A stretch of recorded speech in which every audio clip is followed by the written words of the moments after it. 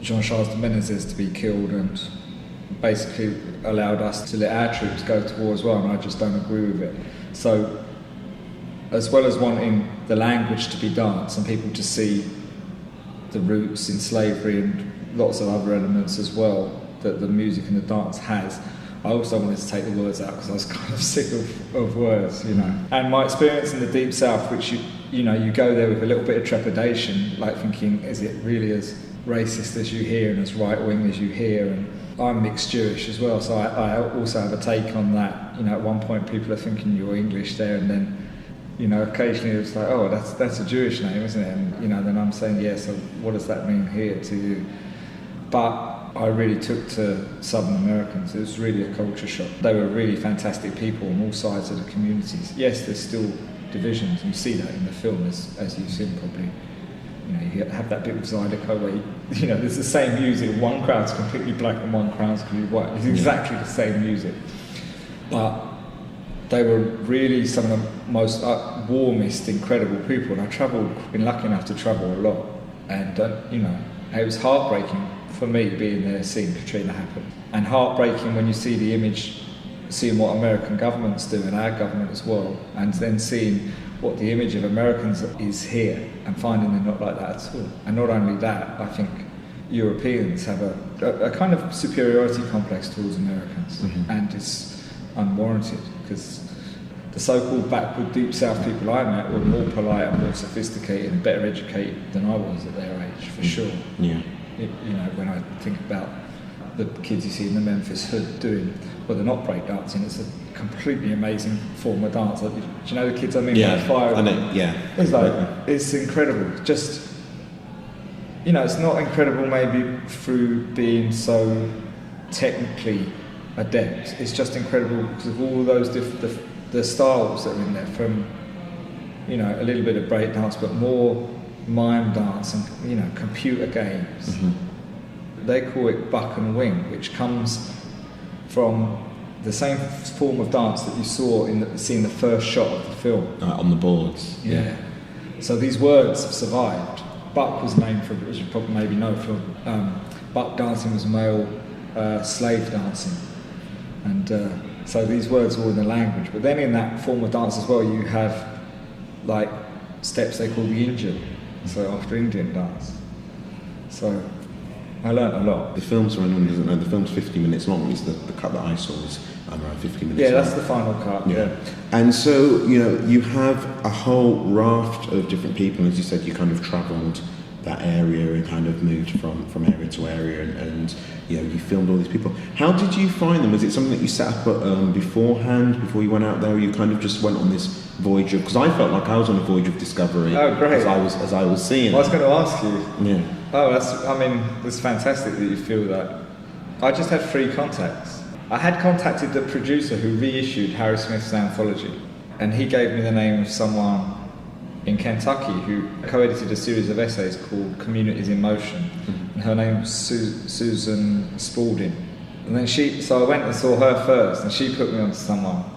I had that, and I had one more contact in Memphis, a guy called Robert Gordon, who's a filmmaker and quite a well-known writer, sort of expert on soul and blues. He wrote the book It Came From Memphis, and those 3 people just put me in touch with lots of others. But you've seen in the film mostly it's improvised dance, which is what I love, and I like that association with jazz. I think that's the genius of American culture, and I think that jazz is the most important Western 20th century art form for me, most sophisticated. So I would improvise. One thing about being on my own meant all right, you don't have a crew, it's hard work, but on the other hand, I could just do what I wanted. So if I met someone who said, oh, there's this dance going on down the road, or 150 miles away, and I had a car, I could just go. And that's what I did. And that's how I did it. And one thing led to the other. When I hit Memphis, that was difficult, because that's when the first hurricane hit, and everyone was in shock, I mean, really in shock. And I didn't know what, you know, I was on my way, my holy grail was New Orleans, and that was it all of a sudden. And I couldn't even think about that at first. It was like it felt like weeks, but it can't have been, because there was only not so long between the 2 hurricanes, but I just didn't know what to do, really. But then I went with friends who lived in New Orleans and needed to get back in, and we sneaked back in illegally and got out the night before. But doing that means you improvise your life. I lived, out of the car for 3 months. I had a girlfriend there, so you get emotionally involved, and it's quite hard. But all to do with dance and music, and it's just such a rich, talented area still now. I would say it's still vibrant. When you see that the boys in the so-called Memphis hood there, I mean, I think what they're doing is incredibly innovative. So when people talk about, like when I see kind of institutionalised breakdance, like B-boys or breakdance class, I sort of think, but it's nothing to do with what they're doing. And that's almost becoming just as traditional, say, contemporary and modern dance. When you see the people on the board or in other situations in the film, what people think of as old-fashioned folk dance isn't. I mean, those steps are changing constantly. And the feet on the board as an example is, and why I'm glad it started off the film, as an example of lots of different historical situations coming together. So the musicians aren't making the noise that the dancers dance to in those clips. The dancers are making the percussion that the musicians are playing to. Right. Now, when you think those women are in bare feet, how the hell are they doing that? Because there's no microphones on those boards. They're making the noise with their bare feet. That once upon a time would have been done with clogs. That clog tradition came from England, probably Northumbria, and came over with the colonisers. But on slave ships also, you had slaves that would be made to dance in bare feet on the top of boards, on the top deck, so that underneath they would hear the music. Now in Ireland also, they used to put buckets underneath floorboards to echo the feet dancing on the floor. And then you see that some of these steps are also American Indian. Like you get on a little bit further and you see the American, and you think, oh, it's not so dissimilar. Well, it's not so dissimilar. That's because, back in the day when there was no TV and radio, poor people would play their music and share it, because they were all workers and they were intermingled in, segregation in that heavy, formalised way didn't happen until relatively recently in America. And that's why those musics and dance are so connected. So it's great that you say it takes you on a journey, because I'm worried I took the words off that people won't see that. I'm a bit worried, people need it spelling out. But so what were the words? Were the words kind of just basically going, and now we go here and then we moved on to there? Kind of. And it had maps, and it had the people in the film explaining where the dance comes from. Like the American Indians, they say Elvis Presley was a Melungeon, which means like mixed race, and that the shuffle and rock and roll comes from American music. And when you hear them, you can believe that. You can hear that. And she does this explanation of a blues riff where she goes do, and she explains that this is an American Indian rhythm. And you can believe it. It's believable. The other thing that was in it with the words was I was dancing in it, because I danced there. And it gave people a much easier way in.